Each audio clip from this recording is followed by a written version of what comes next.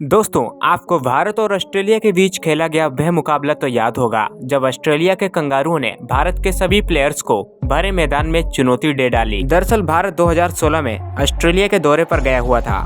भारत ने पहले बल्लेबाजी करने का फैसला लिया। पहला ओवर लेकर आते हैं शेन वाटसन और भारत की तरफ से ओपनर बल्लेबाज थे रोहित शर्मा और शिखर धवन। रोहित शर्मा कुछ अलग ही फॉर्म में दिख रहे थे, लेकिन धवन भी किसी से कम नहीं थे। कंगारुओं की चुनौती के कारण आज इंडियन टीम की इज्जत का सवाल था। पहले 3 ओवरों में भारत का स्कोर मात्र 16 रन ही बन पाया और शुरुआत बहुत धीरे हुई थी, लेकिन चौथे ओवर से शिखर धवन ने अपना बल्ला चलाना स्टार्ट किया। इसके बाद 5वें ओवर से रोहित शर्मा ने भी अपनी तूफानी पारी दिखानी स्टार्ट कर दी और चौका मार दिया। रोहित और शिखर धवन की जोड़ी ने 7 ओवरों में 65 रन बना दिए। आज कंगारुओं को उनकी औकात दिखानी थी, इसलिए दोनों का बल्ला बिल्कुल नहीं रुक रहा था। कंगारू बॉलर भी अपनी लाइन और लेंथ भूलकर नो बॉल फेंकने लगे। नो बॉल के कारण होता है फ्री हिट और सामने होते हैं रोहित शर्मा, और रोहित शर्मा भी फ्री हिट का पूरा फायदा लेते हैं और एक स्टेडियम में बहुत ही बड़ा छक्का मार देते हैं। रोहित शर्मा और शिखर धवन के बल्लों से रनों की बरसात बंद ही नहीं हो रही थी और दोनों ने मिलकर 11 ओवरों में 97 रनों की साझेदारी की, लेकिन उसके बाद शिखर धवन आउट हो जाते हैं। शिखर धवन शानदार 31 गेंदों में 42 रन बनाते हैं। उसके बाद ग्लेन मैक्सवेल उनका विकेट ले लेते हैं। अब नॉन स्ट्राइक पर आते हैं विराट कोहली और सामने होते हैं रोहित शर्मा, और रोहित शर्मा एक चौका लगाकर अपना अर्धशतक पूरा करते हैं। अर्धशतक पूरा करने के बाद रोहित शर्मा शतक की ओर देख रहे होते हैं। इधर कोहली के भी बल्ले से रन निकलने लगते हैं। आज कंगारुओं की तो मानो शामत ही आ गई थी, लेकिन 15वें ओवर में कुछ ऐसा हुआ जिसे देखकर आप भी चौंक जाएंगे। दरअसल विराट कोहली बॉल को फ्लिक करके रन भागते हैं, लेकिन विराट कोहली के मना करने पर भी रोहित शर्मा दूसरा रन लेने लगते हैं, इसलिए आउट हो जाते हैं और ये भारत को दूसरा सबसे बड़ा झटका लगता है। लेकिन अब नॉन स्ट्राइक क्रीज पर आते हैं महेंद्र सिंह धोनी, और महेंद्र सिंह धोनी के भी बल्ले से रन निकलने लगते हैं और वो एक शानदार चौका लगाते हैं। इधर विराट कोहली भी मात्र 29 गेंदों में अपना अर्धशतक पूरा कर लेते हैं, लेकिन तभी unfortunately Mahendra Singh Dhoni catch out हो जाते हैं और भारत का स्कोर हो चुका था 19.3 ओवरों में 181 रन।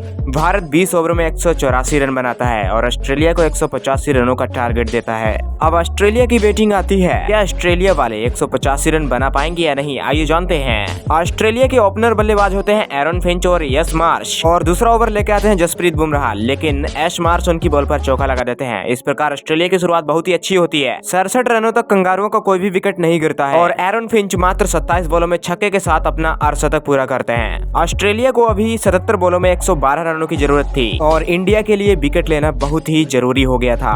उधर एरन फिंच रुकने का नाम ही नहीं ले रहे थे। क्या भारत जीत पाएगा, मुझे भी नहीं पता। इंडिया के प्लेयर्स एरन फिंच का कैच छोड़कर उन्हें जीवन दान भी दे रहे थे। ऑस्ट्रेलिया को मात्र 63 बॉलों में 93 रनों की जरूरत थी। मैच भारत के हाथ से निकल रहा था और यहाँ पर एक बार फिर से एरन फिंच का कैच शिखर धवन छोड़ देते हैं। अब इंडिया पर प्रेशर बढ़ता ही जा रहा था, लेकिन तभी रविंद्रचंद अश्विन अपने स्पेल से यश मार्श का एक विकेट ले लेते हैं और ऑस्ट्रेलिया को पहला झटका लगता है, लेकिन प्रेशर अभी भी भारत के ऊपर था। अब ऑस्ट्रेलिया के खिलाड़ी लिन आते हैं, लेकिन वो ज्यादा देर तक नहीं टिकते और पीछे धोनी को कैच पकड़वा देते हैं। अब यहाँ पर ऑस्ट्रेलिया के लगातार 2 विकेट गिर गए होते हैं और भारत को थोड़ी सी राहत मिलती है, लेकिन पिक्चर अभी बाकी थी क्योंकि अब आते हैं ग्लेन मैक्सवेल। लेकिन युवराज सिंह की गुगली और धोनी की स्टंपिंग के आगे ग्लेन मैक्सवेल भी फीके पड़ गए और वो मात्र 1 रन बनाकर अपना विकेट गवा बैठे। 3 विकेट गिरने के कारण मैच अब भारत की तरफ ही झुक रहा था, लेकिन अब ऑस्ट्रेलिया के खिलाड़ी शेन वाटसन आते हैं और वो कुछ देर तक क्रीज पर चलते हैं। ऑस्ट्रेलिया को अभी भी जरूरत थी 47 बॉलों पर 79 रनों की, लेकिन शेन वाटसन रुकने का नाम ही नहीं ले रहे थे और दमादम चौके छक्के लगा रहे थे। लेकिन तभी रविंद्र जडेजा शेन वाटसन को अपने स्पेल से कैच आउट कर देते हैं। अब कंगारुओं को 29 बॉलों में 61 रनों की जरूरत थी और क्रीज पर आते हैं मैथ्यू वेड, लेकिन मैथ्यू वेड के चक्कर में एरन फिंच रन आउट हो जाते हैं। यहाँ पर ऑस्ट्रेलिया को 5वां सबसे बड़ा झटका लगता है। उसके बाद ऑस्ट्रेलिया के नए खिलाड़ी फॉकनर आते हैं, लेकिन महेंद्र सिंह धोनी उन्हें भी क्लीन बोल्ड कर देते हैं। यहाँ का डिसीजन थर्ड एम्पायर के पास जाता है, लेकिन फाइनल डिसीजन आउट ही होता है। अब कंगारुओं के 6 विकेट गिर गए थे। अभी कंगारुओं को 15 बॉल्स में 46 रनों की जरूरत थी, लेकिन मैथ्यू वेड एक छक्का मार देते हैं। इस प्रकार ऑस्ट्रेलिया के ऊपर से थोड़ा सा प्रेशर हट जाता है, लेकिन मैच तो अभी भारत को ही जीतना था। अब 18वें ओवर में जसप्रीत बुमराह हेस्टिंग्स को क्लीन बोल्ड कर देते हैं, इसलिए ऑस्ट्रेलिया के 7 विकेट गिर जाते हैं। अब मैच तो भारत के ही हाथ में था क्योंकि ऑस्ट्रेलिया को 3 बॉलों में 32 रनों की जरूरत थी, जो कि इम्पॉसिबल था, लेकिन पारी की सबसे लास्ट बॉल में जसप्रीत बुमराह एंड्री टाई को भी क्लीन बॉल कर देते हैं और इस प्रकार भारत ये मैच जीत जाता है। दोस्तों, अभी आपको क्या लग रहा है कि ये मैच किसने जिताया? मेरे ख्याल से ये मैच महेंद्र सिंह धोनी ने जिताया। आपको क्या लगता है, कमेंट में जरूर बताएं और चैनल को भी सब्सक्राइब करें।